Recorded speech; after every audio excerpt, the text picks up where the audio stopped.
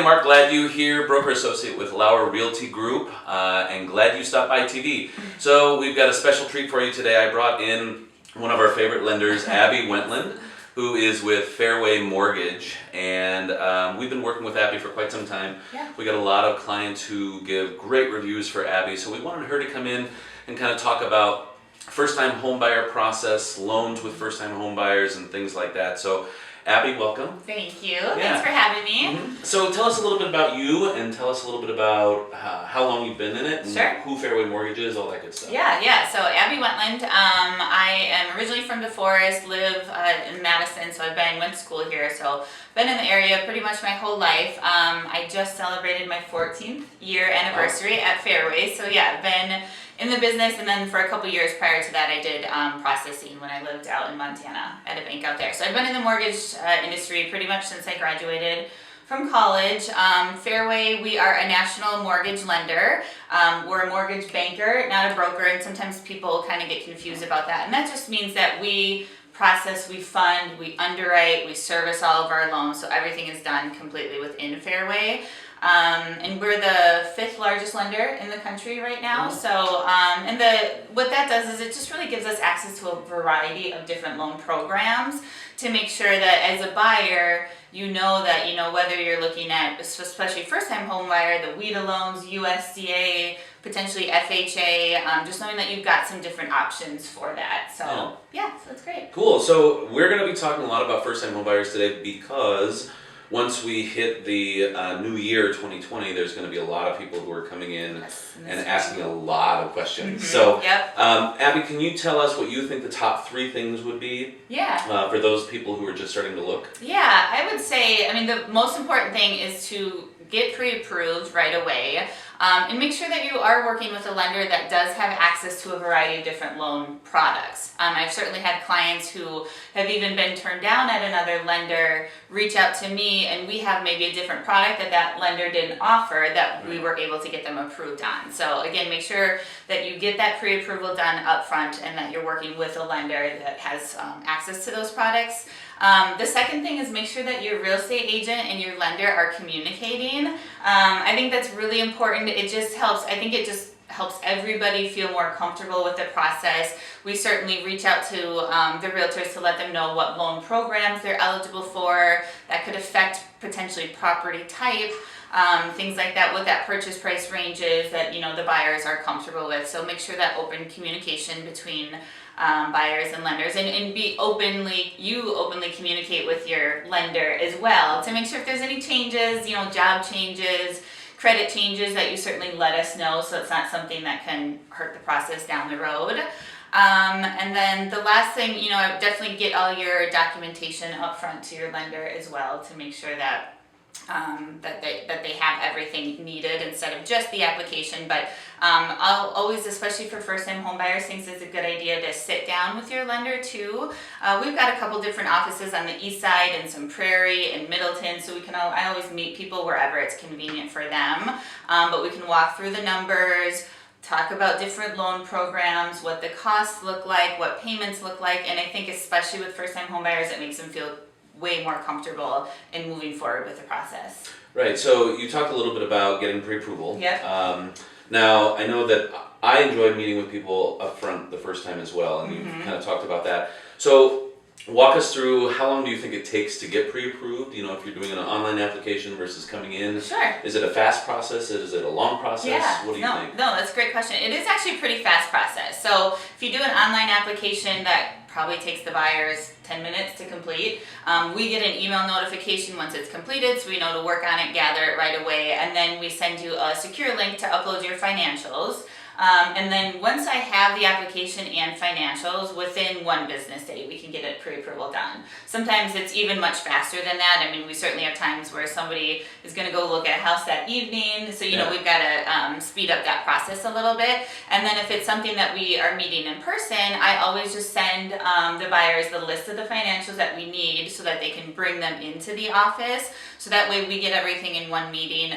Usually takes about an hour just to go through the application, talk about the programs, like I said, the costs. I'll go through what the process is going to look like, kind of from start to finish as well. And at that time, I can have the pre-approval done by the time we leave the meeting. Yeah, so really good information. So Abby's saying, have your financial information ready. And could you give us an example of maybe one or two documents that are really important that people... Yeah, just pay so people have an stubs, idea? I would say, would be the most important. We require 30 days of pay stubs. So oftentimes a buyer is, W-2, they get every other week, they get paid the same amounts, but we certainly see a lot of variations, whether it's overtime, commission income, or just hours vary a little bit, with nurses, there's night differentials and things like that. So we usually collect at least 3 pay stubs so we can just verify kind of how the pay works. That's probably the most important thing. Otherwise, we do collect just driver's license, 1 bank statement, and then most recent years, federal taxes and W-2. Yeah. So pretty simple documentation. Right, and like she said, that she's providing you with the information that you'll need to bring in. Yep. And online you can do that as well. But so Abby, talk a little bit about, if you would, where interest rates are and what you think they might be doing over, say, the next year in 2020. Yeah. I know you don't have a crystal ball. Right. But,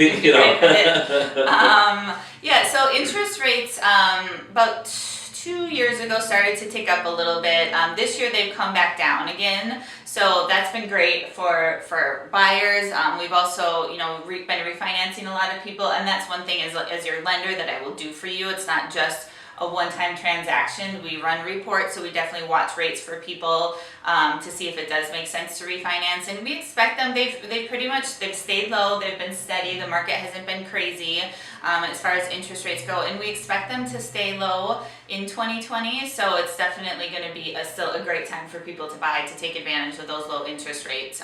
Historically, the average is usually between 6 and 7%, and we're under 4 for most clients. Again, there's a lot of factors that go into interest rates as far as credit scores, down payment, what loan program that you're doing, things like that. But it definitely saves a lot of money as far as the monthly payment, which at the end of the day is what's most important to buyers. Yeah, and then just a question about different loan programs that you guys might have and down payments. So we get a lot of questions from buyers about how much do I need to put down, and really that's a question for your lender as well as yourself in terms of what your financial capability is. So right now, are you seeing that there are some programs out there with 0% down? Yeah. And then some where you can put 20% down, so you're avoiding that PMI, and then maybe some other programs where you're not putting 20% down to avoid PMI. PMI, just so you know, is private mortgage insurance. So yeah, that PMI is a fee that you have to pay when you don't have 20% down. There are some ways to avoid it. We do have some programs where it's called lender paid mortgage insurance, and basically you don't have the monthly fee, but there's a little bit of a bump to the interest rate. So we always kind of look at how long do you plan on staying in this house? What is the difference in payment to really decide what's best for you, if it makes sense to pay that little higher interest rate. And the other thing with private mortgage insurance is that the monthly cost has gone down significantly. Oh. So we personally at Fairway, we work with 5 or 6 different mortgage insurance companies. So they're kind of competing with each other for our business and driving their fees down so that we do the mortgage insurance with them. So it's really not that expensive at all for people to pay.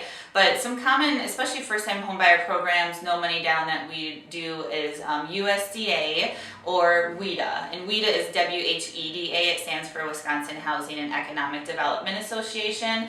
So it's a great program. You don't have to be a first-time homebuyer, but they can give you, it can be a no money down program, really great interest rates. Again, we underwrite all of those. The only thing with that program is WHEDA requires that they service your loan, so it wouldn't be with Fairway, but it's local here in Madison. There's a 608 phone number to call if you have any questions. So those are some common ones for first-time homebuyers. FHA is also a pretty common one. That's more for people with, what we call maybe a little bit blemished credit, maybe just not enough history, that their scores, haven't gotten above 700 or something like that. But definitely a great program. Otherwise, conventional loans, you can do as little as 3% down. We have some programs with Freddie Mac Home Possible that even the interest rate's a little bit better than somebody who would put 20% down for those people. And again, the mortgage insurance is at a reduced rate in that type of program. So again, lots of different programs, and that's kind of my job as the lender once I have the application and financials to be able to kind of determine what's best for you and just go over those options, and then let the borrower and I kind of decide together which route we're going to go. Yeah. So this has all been really great information.